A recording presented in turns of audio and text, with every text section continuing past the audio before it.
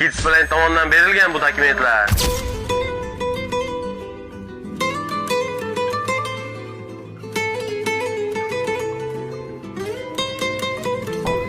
Dadaga nima deymiz dadaga? Assalomu alaykum. Kidsplain mijozlari. Xudo xohlasa bizda bugun yangilik.